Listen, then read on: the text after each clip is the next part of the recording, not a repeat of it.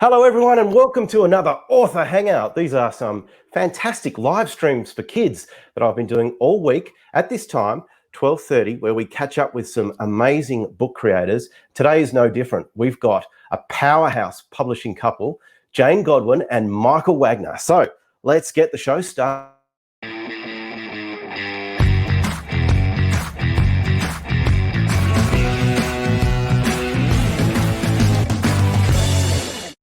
Yes, as I've said, every weekday this week, this is the second last episode, we've been live streaming with creators. We've had Sally Rippon yesterday, we've had Tristan Banks, we've had Deborah Bella, and tomorrow we have Heath McKenzie. But today we have two of my favourite authors and creators in the whole world.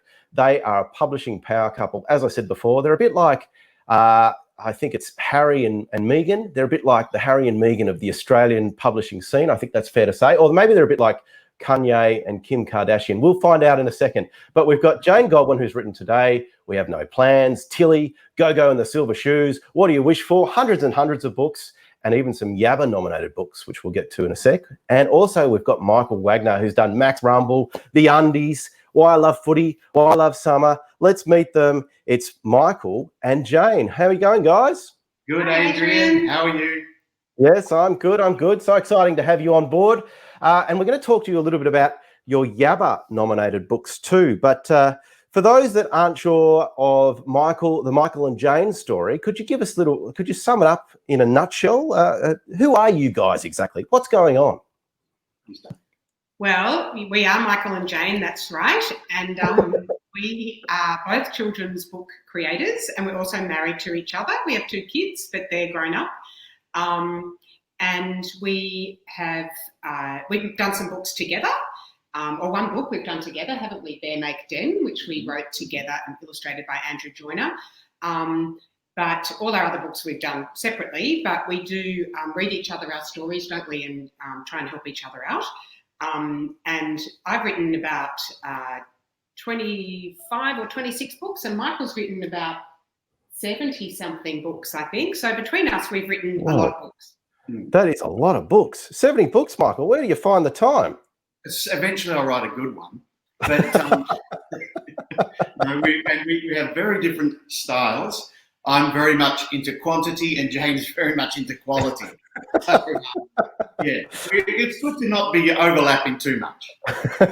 That's not true at all, obviously, because we're about to find out about all the YABBA nominations, and two of the YABBA nominations for this year are books created by Jane and Michael. So that's very exciting.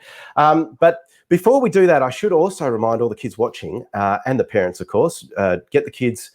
Plonk them down on the couch and make sure that they watch this, because we've got some boredom ideas coming up from Jane and Michael, inspired by their books. Look, I won't give it away. I've got some bits and pieces ready to go, but you just need to stick with us and you'll find out exactly what their boredom busting ideas are. So that's pretty cool. But as I said, all this week, we're doing YABBA-themed creators. We're talking to YABBA-themed creators, and obviously Jane and Michael are no exception. In fact, they're exceptional because they have both been nominated for YABBAs, and I'm going to show you the YABBA nominations for the fiction for years 7 to 9. And you can see here, it's the Young Australian Best Book Awards, of course. You can see here there's a bunch of amazing authors that have books here that have been nominated, including Jane Godwin with a book called As Happy as Here, which is pretty exciting. So Jane, could you give us a little bit of in a nutshell, what is As Happy as Here all about? Sure, Adrian, I've got it here. As Happy as Here is set in a hospital ward in Melbourne, and there's 3 girls who are all in hospital for different reasons, and they're very different girls. They probably would not have ever met each other if they hadn't been sharing this hospital ward together. And the hospital looks over a really big park, big sort of gardens, a bit like some of those big hospitals in Melbourne, in East Melbourne and around there, that look out over big gardens. And the girls, they're pretty bored because they're stuck in hospital, and they look out their big window and they see something unusual happen, and they think they're witnessing a crime. They think that they're seeing somebody breaking the law. And the 3 girls together try and work out what this crime is, try and solve the crime really. And in the process of doing that, they become friends and they really get to know each other. And it's got a very dramatic ending, but I won't give away the ending. So that's a little bit about As Happy As Here. Yeah, no, let's not give away the ending. So that's As Happy As Here. So make sure, as many kids would know, right now we're in the reading phase of the YABBA year. So the nominations are in. As Happy As Here is a wonderful nomination, and we want all the kids to check out all the nominated books because later in the year they get a chance to vote for their favourite. So definitely check out As Happy As Here by Jane Godwin, which is awesome. And also, this is very exciting because not only was Jane's book nominated, so was Michael's in the fiction for older readers category. So you've got some, you got The Treehouse, you got Funny Kid, you got Kenzie and Max, and our friend Deborah Bella who joined us on Monday. But you've also got the incredible So Wrong Too Inappropriate, or is it So Wrong Too Inappropriate by Michael Wagner and Wayne Bryant, of course. So that's exciting. Look, there's Grandma there in the middle. She's one of my favourite characters. That is So Wrong Too Inappropriate, or Too Inappropriate. I suppose it's meant to be said So Wrong Too Inappropriate. Is that right, Michael? Well, look, you can say it any way you like. The main thing it's a little bit inappropriate. I mean, that poor old Nan. That's Nan, the forgetful nudist. Yes. Sadly. And also beside her is Big Red Riding Hood and Warren, the one-legged wonder dog. And one of the dumbest characters I've ever created with the help of Wayne Bryant, which is the little pink guy in there whose name is Steve McSpleen. And he's a human spleen who likes to share his poetry at the local poetry club. And they love him. They love him. I'm not sure why, but they do. So they're quite different in terms of the two books that you guys have created. I don't know whether you've ever noticed that. So the human spleen. Where did you get the idea for the spleen that likes poetry, Michael? That's a bit out there. Seriously, when an author and an illustrator get together and they're self-publishing, like we publish this ourselves, and so there's no one to rein them in and control what they're doing. You end up with things like a poetry reading human spleen.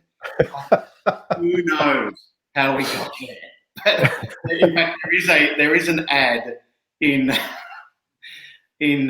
So Wrong Too for a thing called a shop called Body Parts Are Us. Right. You can buy all your spare body parts, and they have special deals like 2 cheeks for the price of 1. But the person out the front who's waving to try and get everyone to come into the shop is Steve McSpleen. So he's an actor who does advertising, but then in his spare time, he's really most famous for being a beautiful poet, a very, very lovely poet. That's fantastic. Now, the fact that you guys, clearly, you're writing books that are quite different to each other, but you also wrote, as we mentioned before, you also wrote a book together, Bear Make Den, which happens to be my girls' one of my their favourites of in their whole collection, really, Bear Make Den. Was it hard to work together, given that you seem like you're coming from different sides of the creative spectrum? Well, it was really interesting working on that book. I wish we had a copy here, but when we wrote it, we tried it in various different voices. And if you know the book, it's sort of written in like caveman language. It's like Bear Made Den, Den good, Den great, Den just right, Den not done. And I remember we both wrote different stuff. That's my grammar. That's how I was way on the grammar. And there's a really funny review, I think it's in America, that Michael pointed out to me, and it's like a really terrible review of the book, and it says, don't these people know that this is how you correctly punctuate a sentence? And and it's like, yeah, no, we know. Like, and it ended with a beautifully phrased thing like, grammar no good. They actually applied our grammatical style to their review, which was credit for that. We could put that on the back of the book, couldn't we, as a review? But so we both wrote different versions of it. And then Andy Joyner, who's the illustrator, he was also involved. And I remember one of the versions I wrote was more sort of lyrical and, written in a more conventional way. And Michael sort of pushed it further with the lack of grammar and the sort of caveman language. And we sent them both to Andy and said, what do you think? And Andy said, I really like the caveman language one. So, the problem is you had two cavemen versus one actual human being. It's not fair. But that book, actually, Adrian, that is one of my favourite books as well that I've ever written. And although on the surface it is really deceptively simple, like there's only 52 words in it, which was sort of good for us because we didn't have to argue too much over every word because there's only 52 of them, and some of them are repeated words.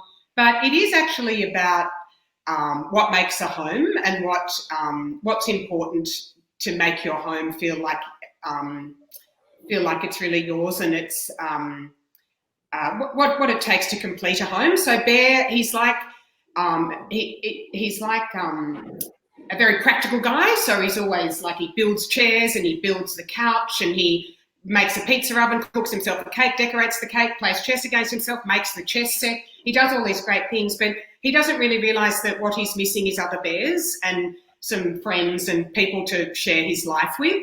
It's a bit like a Bruce Springsteen song or something, It's like this guy who can't really express himself, but he's really good at making stuff. And in the end, he realises actually through doing some painting himself, he actually realises through his own creativity actually tells him what he needs in his life. So it's a very deep book. It is a very deep book. I agree. I think you absolutely get those themes when you're reading it. And I think and kids may not realise straight away that's why they love it so much. But I think the voice helps too. But definitely, I think that those themes certainly come through. And especially when he's drawing on the walls, I think kids also see that bit and they wish they could draw on their bedroom walls too. In fact, I know they do because they've said that when I've read it to them. So it's a great book. So Bear Make Den, for those that haven't caught Bear Make Den.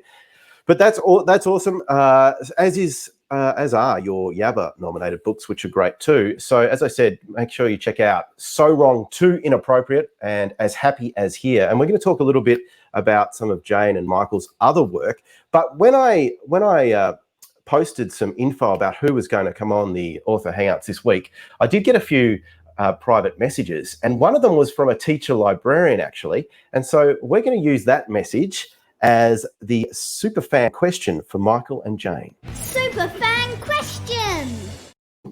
Yes, so the superfan question this time around is from, as I said, it's from a teacher librarian. I'm not sure if it's about So Wrong, Too Inappropriate or not, but we'll have a look. Okay.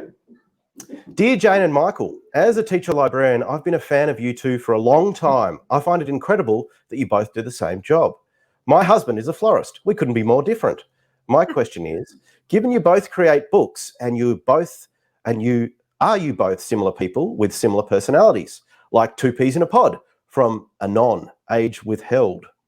That's a really good question. And I think opposites attract more than two similar to each other. So I think in a way, one of the things that works about us as a couple is that we're not a lot like each other, but where it really matters, we agree. Where on fundamental things we agree, but we both see the world quite differently, and it's a really great thing to be able to share your life with someone who teaches you how to see the world in a different way. So I would say my answer to that question is that we're not two peas in a pod when it comes to the fundamental values. Yeah, I would agree. And I suppose one thing is we're both creative people. We both, our creativity is really important to us, and we both have creative careers, and we have creative expression in our lives. And so that's something that we really have in common. But no, we're quite different. Okay.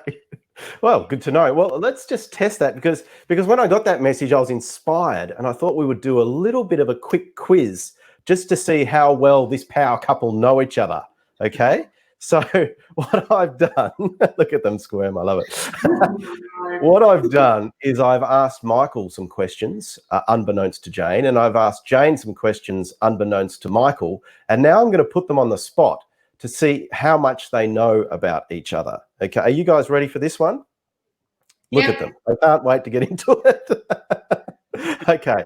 Now, I already know the answers, so there'll be no cheating here, okay? All right. So my question, I'm going to go with just 3 questions for Jane, first of all, okay? Yep. All right. These are all about Michael. See how well you know each other. What is Michael's most annoying habit? Snoring. Being too noisy. Being too noisy. I think that counts as snoring. Yes. So Yeah, he's definitely. too noisy at night. Well, that's 1 out of 1. That's very good. All right. Jane's going well. What grosses Michael out more than anything in the entire world? Snot. Snot. 2 for 2. Well done. Does he talk about that a lot? Does he He really complain hates about snot. He doesn't mind other gross things, but he really hates snot. See, look at him. He can't Can we move cope with on? Can we move on? We can. Third and final question for Jane. She's 2 out of 3 so far, so she really knows Michael, and good luck to her. What was Michael's childhood nickname? Michael's childhood nickname. Now, this might be tricky. Well, as a young person, he was known as Mickey Wags. Yes. I'm looking for something a little more specific. That's half a point. I'm looking for something a little more specific. He used to be sort of accused of asking a lot of questions. Was it to do with you asking a lot of questions as a little child? No. That was just being annoying. My nickname for that was annoying. I don't know. Apart from Mickey Wags. Yes. Let's give you we'll give you half a point for Mickey Wags, but Waggle-Chops. Little old Waggle-Chops as a boy. That was 1. That's just 1. Also, Mickey Wags is true too. I would argue that is not a nickname from when you were a little child, because who calls you that? Our daughter Lizzie calls you that. She calls me a few things. Yeah. I think they'll call that now. On a good day, that's what she calls me. Currently, you're known as Waggle-Chops. Well, that's great because that gives now everyone's allowed to get in on that, and it's sort of like a pet name that you've got with everyone. So please, whenever you're dealing with Michael Wagner, please, and he would prefer this, I know. Please name him, refer to him as Waggle-Chops. I think that's perfect. That's awesome.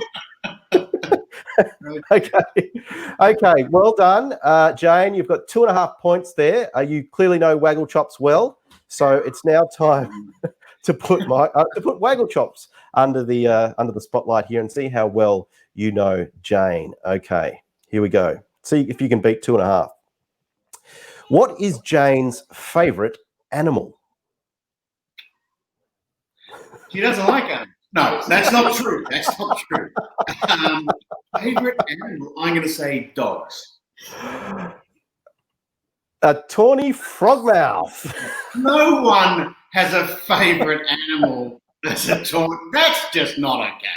Yeah, I suppose when you ask me that question, like it's a very simple question, it's not a trick question, but I love lots of animals, but I was thinking, what's my absolute favourite? And I do love Tawny Frogmouths, but I may not have ever actually said that to Michael. So.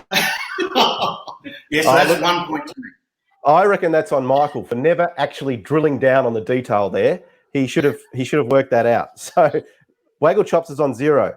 All right. Second question of 3. What was Jane's favourite childhood toy? Look at that look of defeat on your face. Favorite childhood Do you remember toy? the one? I'll give you I know. It's a teddy bear. Are you sure? I did have a favourite toy that was a teddy bear, yes. I had 2 favourite toys. A teddy bear and a doll? No. That's a bit clean. I was just going for the obvious. So, it's never come up. I still have that teddy bear because, and Yeah. you know the story Yeah. with it. What's the story? that you love that teddy bear. It's a good story. It's floated on the lily pad. And That's went it. That's it. It went under. Yeah. That teddy bear's name was Edwina. 1 point to me. Well, I'm afraid to say the childhood toy was Fluffy the toy cat. Fluffy that got eaten by our dog. Oh, that's why you hate dogs. Is that why you hate dogs? But you did show an enterprising spirit by trying to name pretty much every other possible toy, and also you did know a little bit about what was the other toy, the one that was found in the lily pad? Yeah, I think that's pretty impressive. So you're on 1.5, Michael. I'm on 1.5. Yeah, I get 1.5 for that. Yeah, you got 1.5 for that, just to make it interesting. Because if you get 1 point for the last question here, it's equal, and we'll deem this union a perfect union. Okay, I think we should do that. All right. So the last question. See if you can get this, Michael. What superpower does Jane wish she had? Now, before I get to this, she's broadened the definition of superpower a touch. Okay, so what superpower? Can I give him a hint? No. A hint. Well, if he doesn't want a hint, that's totally up to you, Michael. No, I do. I just thought you were going to give me one. No, that's fine. To do with something I wish I could do to do with running. You could wish you could run. Yes! Oh! Pretty good clue. It's a pretty good clue. Something I wish I could do with running. It's the point. I'll take it. Yeah. Okay. Well, let's look. I'm proud to announce that's 2.5 each. So 2.5 out of 3 each. I'd say that this is perfect. That you do know each other very well. So congratulations. You will play now. Well done, guys. Okay. Well, that brings us to we're getting towards the end of this live stream, which has been a lot of fun. But of course, we have this very important last part to do, and that is, of course, the Boredom Buster. Yes, the Boredom Buster. Now, you've both brought along a Boredom Buster for kids who might be watching, some kids might be stuck at home. A lot of kids are on school holidays at the moment. So there's plenty of great bookish ideas and things to do around books. And two of them, of course, one of them's inspired by Tilly, which is Jane Godwin's excellent picture book. And one of them is inspired by So Wrong, Too Inappropriate. So who wants to share theirs first? Okay, I'll share mine first. On the So Wrong website, which is sowrongbooks.com, we've got a bunch of downloadable print-off things that allow. One of which is these book plates. So these are things you can print off and cut into small little rectangles and paste into the front of your book, or sticky tape into the front of your book to say that you're the owner of this book. So that's a book plate. And we've got like lots of mindfulness colouring in things you can do. That's the Very Hungry Catapooper. And we've also got a Mighty Mikey cutout doll. So you cut this out and you make a Mighty Mikey that looks a bit like this, and you can dress him because he's actually got clothes, but I forgot to put them on him. But and that stands up on its own little stand. If you do it with, you paste the paper, the printout to a cardboard box, like an empty cereal box or something, and then cut around it, and you make yourself a little Mighty Mikey cutout doll. So that's all from sowrongbooks.com. How cool is that? And as Michael said, you do get.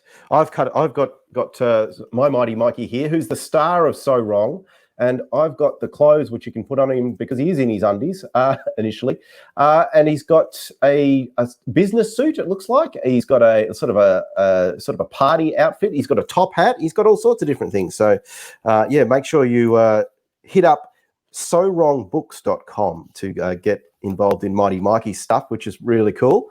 And Jane, you've got a Boredom Buster for us as well. Yeah, I've got an activity maybe for slightly younger kids than the So Wrong one, from this book Tilly, which is a picture book by me and illustrated by Anna Walker, and that one's on the shortlist for the CBC Awards this year. Great. So Tilly is based on a true story. That's something that happened in my family when I was a little girl. It actually happened to my little sister Kate. So if you want to find out about that, you'll have to read the book. But in the story, Tilly has a special hiding place where she hides all her little treasures, all the little things that you might have, some of them too, like maybe a little drawing that you love, or maybe even a shell or a stone that you found, or a bead, or just sometimes we have just little precious things that we like to keep. Tilly in the book has little wooden dolls. She has some lollies. She has a little silver ball on a chain and special little things, and she keeps them in a secret place. So you can make a little cardboard box like this. Here are some that I've made. There's another one here, and you can decorate it. That one's decorated with crayon. This one I painted, and they don't have to be little. You can make a bigger one if you want to. And this one is just done with I just did stripy fine liner on that. And inside, I've put some little special things. Like here is a tiny little drawing of some beetles that my friend Anna did for me. It's actually a little birthday card. On the back it says, happy birthday. Oh, that's a bit hard to see. I've also got a stone that is in the shape of a bird. And I found that at the beach one day. What else have I got? Oh, thanks, darling. I've also got some shells, a cowrie that I found at the beach, and some other shells here. So you could make a little tiny treasure box and here I've got some felt pom-poms. I love pom-poms. So there's some little pom-poms.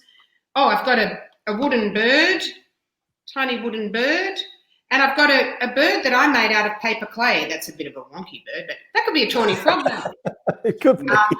Your favourite, after all. The bird I made of paper clay. So if you go onto my website and go and look for Tilly, there's a link to instructions of how to make your little treasure box, and then you could either put some special things in there, or even you can go into your garden and collect some things in the garden you might like to put in the treasure box, like little seed pods or tiny flowers, or a pretty leaf or something like that. So that's a treasure box that you can make if you'd like to.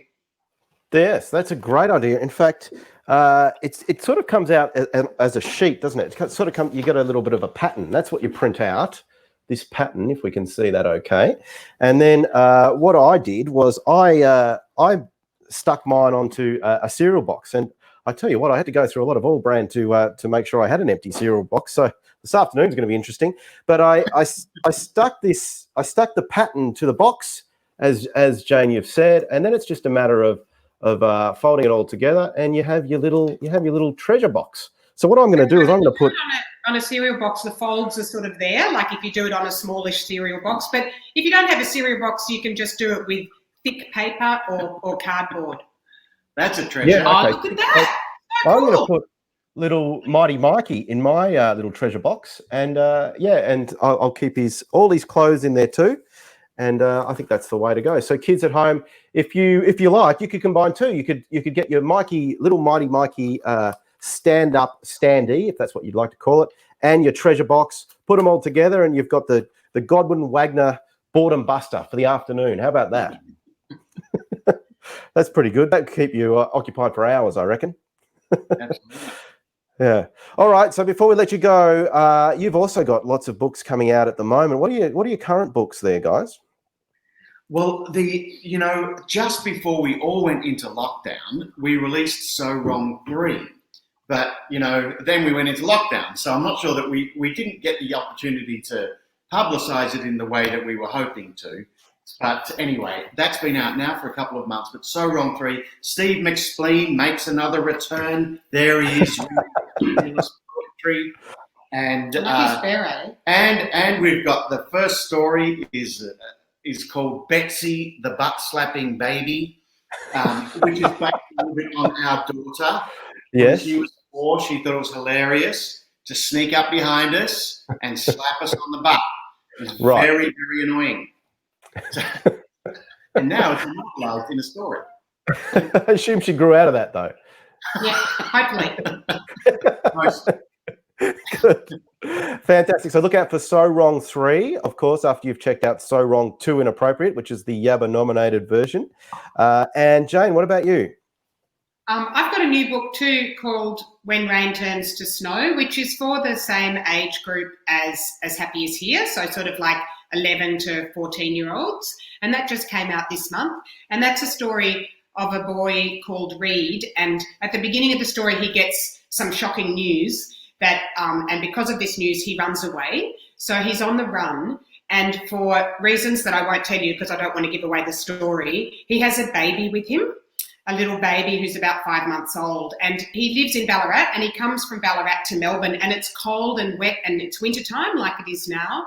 And Reed has never had to look after a baby before. So he's on the run on his own with a little baby who he's trying to care for as best he can, but he doesn't really know how to do that. So he meets a girl called Lissa, who's about his age, and Lissa tries to help Reed. He's looking for some people who he thinks can have some answers to some questions he has about his life.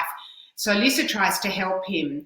But Lissa's also got some problems with the girls at school who aren't being very nice to her. So she's also trying to sort of manage that. And she also has an older brother who's got some other problems of his own. It sounds like a book all about problems, doesn't it? But it's quite an exciting book, and it comes to a very dramatic conclusion, but I won't tell you what happens. But it's basically about a boy who's run away and a girl who tries to help him, and they both try to look after this little baby. So that's when rain turns to snow. And I've got another new one called I'll Always Be Older Than You, which is a picture book that I did with Sarah Acton, which is published by Grant. And that's about a little girl, when she has a new baby brother comes along into her life, she has this fabulous realization as she's about 4, when he's born, and she's like, I will always be older than him. Even when he's my age, I'll be older. And I remember when I was a little girl and my little brother was a couple of years younger than me, I remember having that realization and thinking, I'm always going to be older than him. And then I thought, I need to sort of teach him about the world and life then. And I don't know that I did. The one thing I remember teaching him was actually when our baby sister was born. There's 4 children in my family, and my mum and dad didn't know what to call her. You know, sometimes it takes people a few days to name a baby. And mum had come home from hospital with the baby, and we were all sitting around, and we were going to call the baby either Caitlin or Megan. And mum and dad were saying to us, so what do you think we should call the baby, Caitlin or Megan? And I was about 4, and I looked at my little brother, and the rudest word I knew was the word bottom. And I said to my brother, whose name is Michael, same as this Michael, I said, I think we should call her Bottom. And my brother found that hysterical. And he just I find that hysterical. And I still remember thinking, that was pretty funny. Like, I got a laugh out of that. But my mum and dad did not laugh. I still remember my mum saying, that is a terrible thing to say. You must never say that again. Of course we're not going to call her Bottom. So we didn't call her Bottom. We ended up calling her Caitlin, which is probably a better name than Bottom. But yeah, that's sort of thing I taught my younger brother. And this story is all about a little girl thinking about all the things she's going to teach her brother as he gets older. Great. Oh, that sounds terrific. Well, my kids, make sure you look out for all those books. They all sound terrific. And we want to thank Jane and Michael for joining us today. And I definitely need to show these 2 treasure boxes, because I promised my daughters that I would show these treasure boxes to you, Jane, and everyone watching. We've got a hippo-inspired one and a cat unicorn-inspired one, which is it's got its little horn there on the side. So yeah, they're great little treasure boxes. So definitely, kids, if you're watching, make sure you get involved in that, and also the Mighty Mikey stuff too are great as well. They look so good. Well done, Olivia and Clara. Yeah. Yes, that's right. They've done very, very well. Okay, thanks for joining us, guys. And I should say that it was great to have Michael and Jane with us, but we've got one more author hangout coming tomorrow, and that's Heath McKenzie. Now, Heath McKenzie, he is the illustrator behind Do Not Open This Book, which has just been a massive blockbuster, of course, written by Andy Lee. So he's going to show us how to draw the character from Do Not Open This Book tomorrow. So kids, make sure you join us for that. But for now, we want to thank Jane Godwin, the amazing Jane Godwin. Thank you so much for joining us. And of course, Waggle-Chops for joining us as well. It's been a pleasure to have you both with us. And thanks for joining in on the Author Hangout. Thanks, Adrian. Great to see you. Thanks, everyone. Yes. Thanks, everyone. See you next time. Bye.